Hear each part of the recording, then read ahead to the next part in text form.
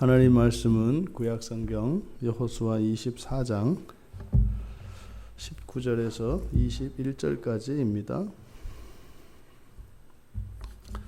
우리 같이 한 목소리로 함께 읽겠습니다.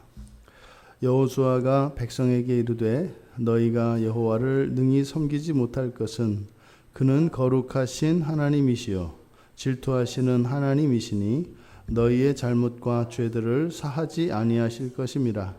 만일 너희가 여호와를 버리고 이방 신들을 섬기면 너희에게 복을 내리신 후에라도 돌이켜 너희에게 재앙을 내리시고 너희를 멸하시리라 하니 백성이 여호수아에게 말하되 아니니이다 우리가 여호와를 섬기겠나이다 하는지라. 아멘. 여호수아가 이스라엘 백성들에게 너희가 여호와를 능히 섬기지 못한다. 이것은 여호와를 섬길 수 있는 힘이, 그런 능력이, 또 그 자격이 이스라엘 백성들에게는 없다는 말씀인데, 지금 여기서 이 말씀을 하시는 그 여호수아의 의도가 궁금합니다. 왜냐하면 이스라엘 백성들로 하여금 모든 이방신들을 버리고 오직 여호와만 섬기도록 결단을 촉구한 여호수아가 이제 백성들로 하여금 이렇게 결단하고 맹세하도록 시켜놓고 나서는 그 다음에 하는 이야기가 그런데 말이지 사실은 그 일은 너희가 할 수 없는 일이다. 이렇게 이야기를 하는 겁니다. 그러면 할 수 없는 일이면 애시당초 시작을 하지 말아야 되는 거 아니겠습니까? 근데 결단을 해서 맹세를 하게 해놓고서는 너희들은 그 일을 능히 할 수 없다. 그리고 여호수아가 이스라엘 백성들이 여호와 하나님을 능히 섬기지 못하는 이유에 대해서 이야기를 합니다. 첫 번째는 여호와는 거룩하신 하나님이시기 때문에 너희들이 능히 섬기지 못한다. 여기서 카도시라고 하는 이 거룩한이라고 하는 이 카도시라고 하는 단어는 성경에서 출애굽기 19장 6절에 먼저 이스라엘 백성들에게 거룩한 민족이 되라. 그래서 명령이 먼저 주어집니다. 그래서 하나님의 성품으로서 이 카도시가 이스라엘 백성들에게 계시되는 것은 그 이후의 일입니다. 그러니까 백성들에게 거룩할 것을 명하시고 나서 후에 가셔서 레위기 19장에 가서 이제 하나님이 거룩한 분이시다. 그래서 이들에게 거룩하라고 명령하셨던 이유가 바로 하나님이 거룩한 분이시기 때문에 그들을 하나님을 닮도록 거룩한 민족이 되라는 명령을 주신 것임을 성경에서 밝히고 있습니다. 두 번째로 여호와는 질투하는 하나님이시기 때문이다. 질투하시는 하나님이다. 여기에서 질투한다라고 하는 이 단어는 성경에 두 번 쓰이는데 나훔에 쓰입니다. 나훔 1장 2절에 하나님이 질투하시는 하나님이다 라고 하는 것을 나훔 선지자가 이야기합니다. 근데 거기 보면 지금 뒤에서 나오는 세 번째, 네 번째 이유로 주어지는 너희의 잘못과 죄들을 사하지 아니하실 것, 그리고 여호와를 배신하면 복을 거두시고 재앙을 내리시고 멸하실 것이라고 하는 또 다른 이유들을 뒤에서 여호수아가 제시하고 있는데, 이 내용들은 바로 나훔 선지자가 니느웨의 멸망을 예언할 때 그 1장 2절과 3절에 있는 내용과 매우 유사합니다. 멸망에 대한 선언입니다. 그런데 지금 여기에서 계시된 하나님에 대한 이야기들, 거룩하신 하나님, 질투하시는 하나님, 그리고 죄를 용서하지 않으시는 하나님, 또 복을 재앙으로 바꾸시는 하나님. 지금 여호수아가 하나님에 대해서 이 신지식을 이스라엘 백성들에게 가르쳐 주고 있는데, 우리가 일반적으로 알고 있는 하나님의 속성, 하나님의 성품에 대한 이해와 약간 좀 다른 것을 우리가 알 수 있습니다. 대표적인 것이 잘못과 죄들을 사하지 아니하신다. 하나님은 다 사하시죠. 회개하고 돌이키는 자들에게는 하나님이 언제나 사하시죠. 또 하나님은 신실한 하나님이셔서 하나님의 백성들을 멸시하지 아니하시고, 또 한 번 하시기로 하신 하나님은 변개치 않고 영원히 복을 주시는 하나님이시죠.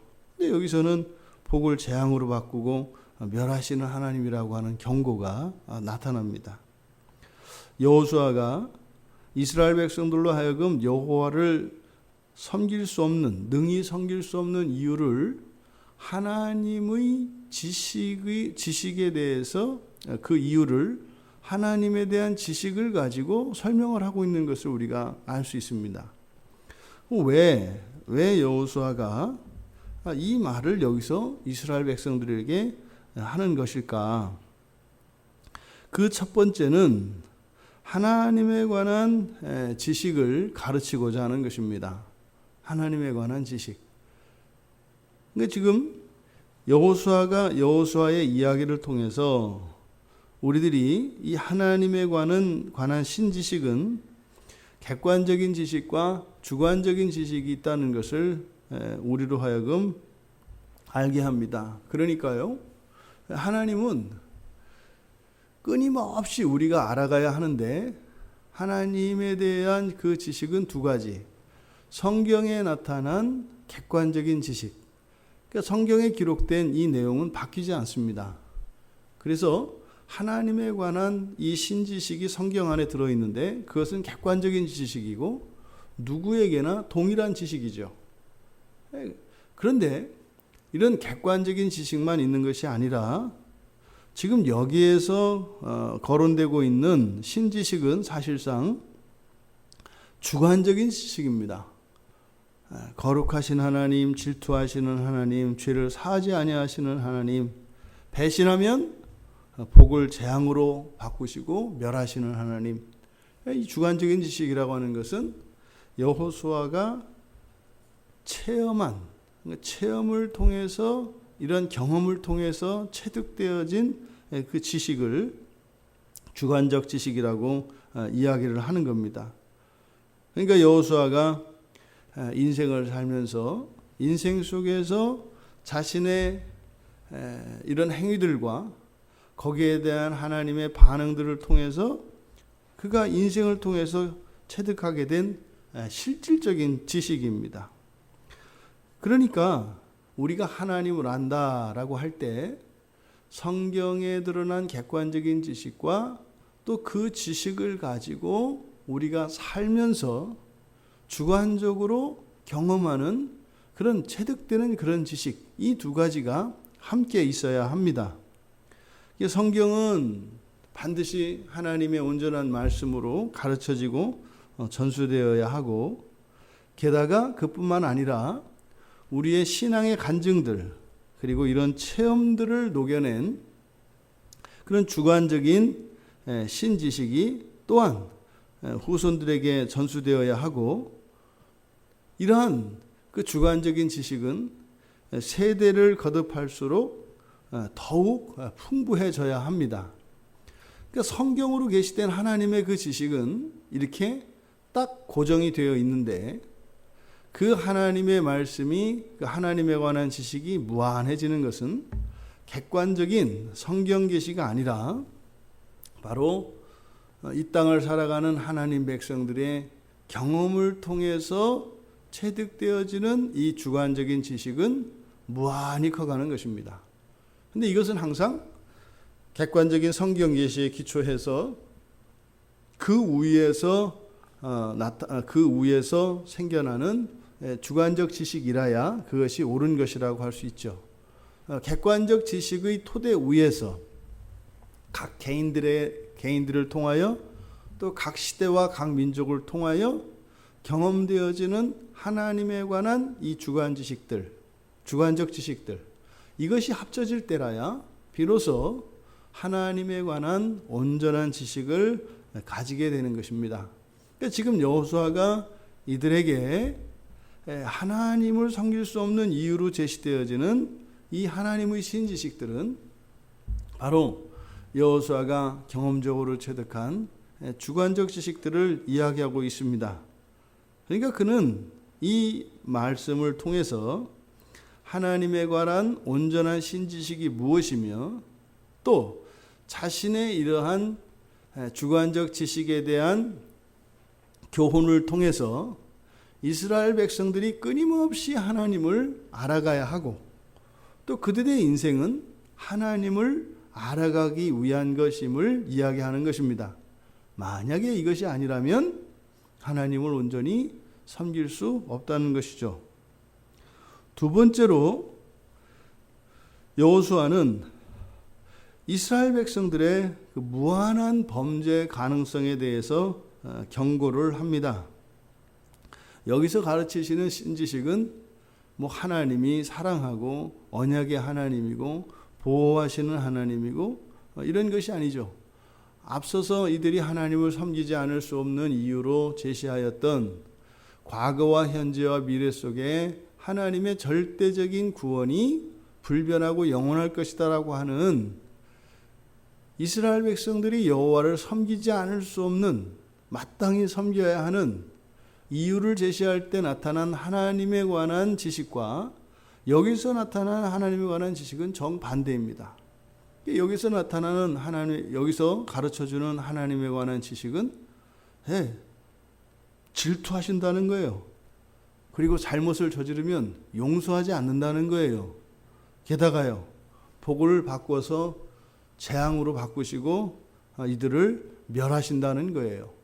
지금 그들을 이스라엘 백성들에게 이렇게 이 범죄에 대해서 엄중한 경고를 하고 있는 것, 이것은 바로 이스라엘 백성들에게는 이 무한한 범죄의 가능성이 있기 때문에 그것을 사전에 예방하고 또 그러한 시도를 차단하려고 하는 목적에서 이 말씀을 하고 있다. 그것은 여기서 나타난 신지식이 여호수아가 경험한 주관적 지식이라고 말씀드렸던 것처럼 바로 여호수아도 여호수아 나름대로 하나님 말씀을 지키고 살려고 했고 또 정말로 자신의 생각대로가 아니라 성경 말씀대로 살려고 살았는데 지나고 보면 그것이 오히려 하나님께 범죄하는 이런 일들이 일어났단 말이죠.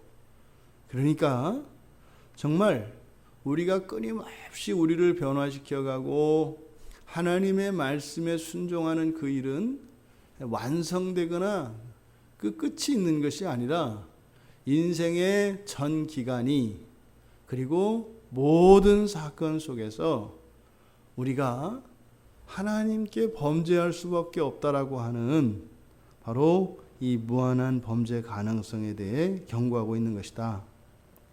또 세 번째로는 여호와 하나님의 백성들에게는 오직 은혜밖에 없다는 것이죠. 일체의 어떠한 공로도 있을 수 없다고 하는 사실을 가르칩니다. 여호와를 섬기는 이유가, 섬겨야만 하는 이유가 여호와 하나님의 구원에 있었습니다. 그러니까 그 하나님의 은혜로 여호와를 섬기게 되는 것이죠.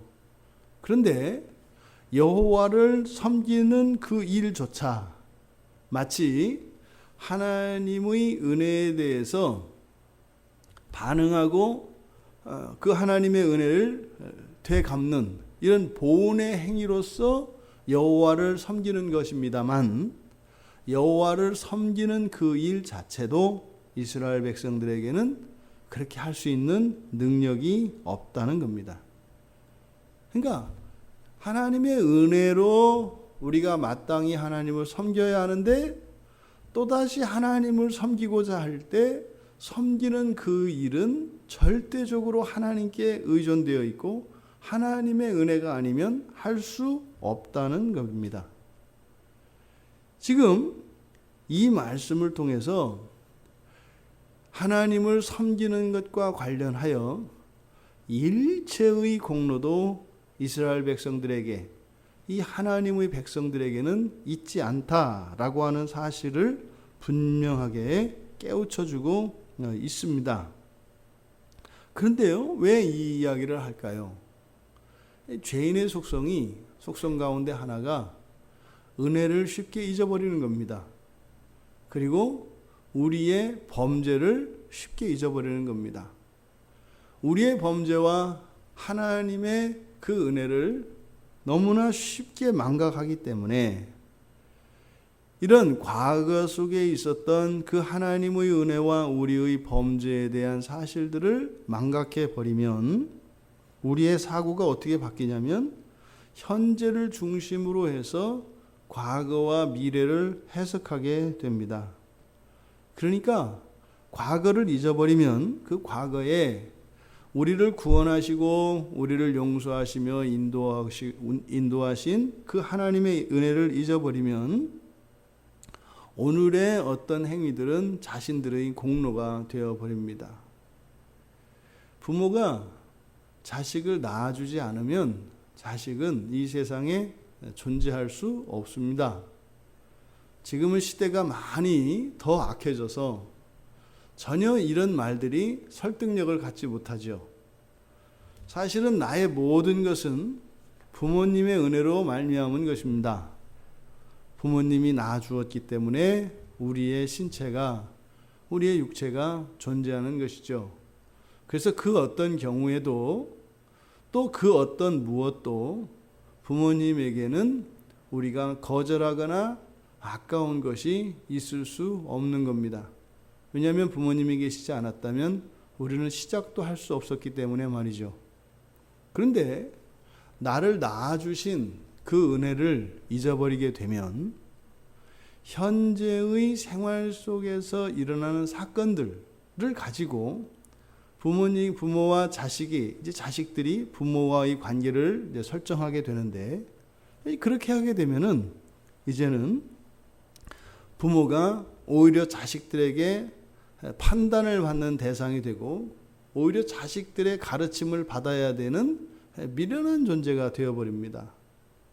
이 세상의 지식을 가지고 자식의 지식을, 이 세상적인 최신 지식을 능가하는 부모가 어디 있겠습니까? 새로운 시대를 살아가는 새로운 세대들이 가지고 있는 최신의 지식은 분명히 부모들에게 결핍되어 있는 것이 당연합니다. 왜냐하면 살아가는 세상이 또 다르기 때문이죠. 그러면 가족 가운데서 가장 미련한 것이 부모가 되어버립니다. 이게 과거를 망각하면 일어나는 일입니다. 부모와 자식의 관계는 또 하나님과 우리 그리스도인들과의 관계와 다르지 않습니다. 우리의 육체는 부모님으로부터 납니다.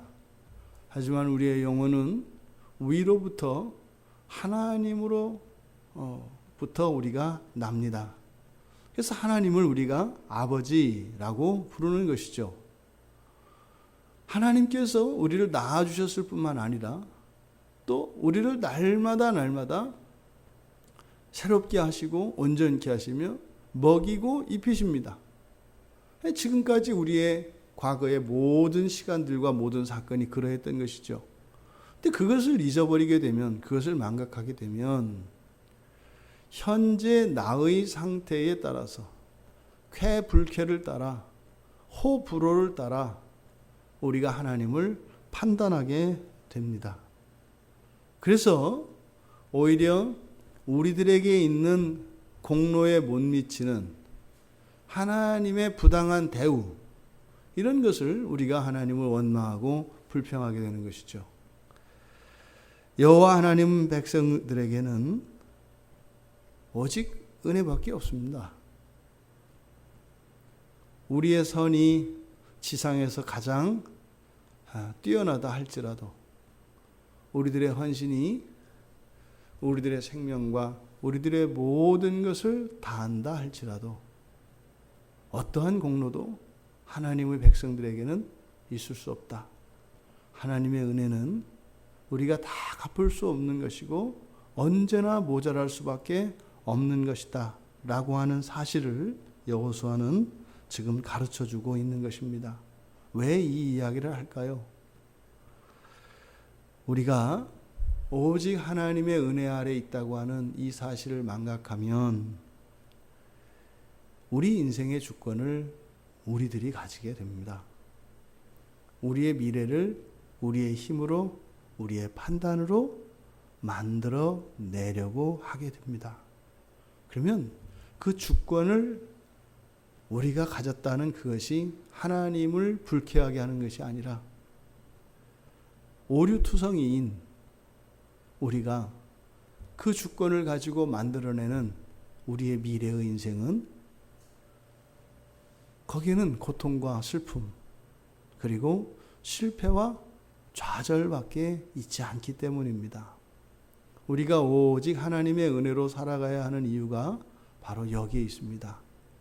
때가 되면 하나님께서 우리들의 주권을 완전히 넘겨주실 것입니다. 아직 우리가 이 세상을 살아가는 동안은 절대적으로 우리의 주권으로 살아갈 수 없습니다. 하나님의 주권 아래 우리에게 주시고자 하시는 그 완전한 자유의지, 그 주권을 회복시키기 위하여 일정 부분에 대해서 하나님께서 허락하시고 그것 가운데는 하나님이 간섭하지 않으시고 내어주십니다. 하지만 우리의 자유의지조차도 하나님의 주권 아래 있다고 하는 사실을 잊어서는 안 됩니다. 하나님의 주권이 아니라 우리의 주권으로 무엇을 하고자 할 때 그것은 오히려 우리 인생을 옥죄이게 될 것이고 필시 우리의 주권에 의한 그 실수로 말미암아 그 피해는 고스란히 우리들 자신이 부담을 해야 된다고 하는 이 사실을 여호수아는 너무나 잘 알고 있기 때문에 하나님 백성들에게는 어떠한 공로도 없고 오직 하나님 은혜 아래서 하나님의 절대 주권을 인정하며 살아가야 한다는 것을 가르쳐 주었습니다. 우리가 하나님의 절대 주권과 우리들의 자유의지의 관계에 대해서는 이미 앞서서 살펴보았습니다. 하나님의 절대 주권이 존중되어야 하고 그것은 우리들에게 아무런 이런 자유의지가 없음을 말하는 것이 아니다. 하나님의 절대 주권이 점점 줄어들고 우리들의 자유의 의지로 그것이 바뀌어가게 될 것입니다. 하나님 나라가 완성되어지는, 다시 말해 우리가 영원한 불멸의 몸을 덧입고 완전한 영혼으로 온전한 예수류의 새 사람으로 완성되어졌을 때 그때는 우리의 완전한 자유가 하나님의 주권과 일치하게 될 것입니다. 이것은 세뇌되어지는 것이 아닙니다. 철저한 자율성, 그것이 하나님의 뜻과 일치한다는 것을 말합니다. 그러면 그 일이 어떻게 시작이 되느냐? 우리의 삶의 일정 부분에 하나님의 절대 주권을 인정하는 일이 있어야 한다고 말씀을 드렸습니다. 그것이 예배죠. 그 예배에서 시작이 됩니다. 그러니 예배자라고 하는 것은 다른 말로 하나님의 절대 주권을 인식하고 그것을 인정하고 그것을 따라 살아가고 있는 사람이라고 우리가 정의할 수 있겠습니다. 그러면 맨 처음 하나님께 드리는 이 예배가 하나님의 절대 주권의 영역이 되어진다면 그 예배에서 시작되어진 하나님의 절대 주권의 영역이 점점 확장되어져 가며 우리의 삶의 모든 영역으로 하나님의 주권이 세워질 것입니다. 이때 하나님의 주권이 세워진다는 것은 무엇입니까? 우리의 자유의지가 완전하게 된 것을 말합니다. 우리가 원하는 그 일을 했을 때 정욕을 따라 살거나 하나님 앞에 범죄하는 것이 아니라 우리는 우리의 자유의지를 따라 행했을 뿐인데 그것이 율법과 일치하게 되어지는 율법이기 때문에 그렇게 하는 것이 아니라 우리의 본성에 따라 판단하고 결정하고 행동을 했는데 그것이 하나님의 뜻과 일치되어지는 것, 이것을 말하는 것입니다. 능히 섬기지 못할 여호와라고 하는 사실을 잊지 마라. 이것을 통해서 여호수아가 이스라엘 백성들에게 주신 그 말씀의 그 의도를 우리가 잘 깨달아 하나님을 알아가는 그 일에, 그리고 하나님을 아는 일이 객관적인 지식과 주관적인 지식이 있다라고 하는 것, 그래서 끊임없이 하나님을 알아가는 일이 절대적으로 필요하다. 그리고 우리들에게는 무한한 범죄의 가능성이 있다는 것을 알아 하나님의 사랑과 자비하심과 용서하심과 언약의 불변함을 우리가 게으르거나 우리가 죄를 짓는 그 일에 오용되지 않도록, 악용되지 않도록 우리의 마음을 붙잡아야 할 것, 그리고 오직 하나님의 은혜로 살아가는 것이 우리들의 지상에서의 삶인 것을 기억하시고, 그렇게 우리의 삶 속에 나타났던 하나님의 구원의 일들이 마지막 날 하나님께 영광으로 되돌려질 수 있는 우리의 복된 생애가 되기를 주님의 이름으로 축원합니다. 살아계신 하나님, 하나님께서 저희들을 택하시고 저희들을 인도하여 주셔서 하나님을 섬기며 살아가는 이 거룩한 일조차 하나님의 은혜인 것을 고백합니다.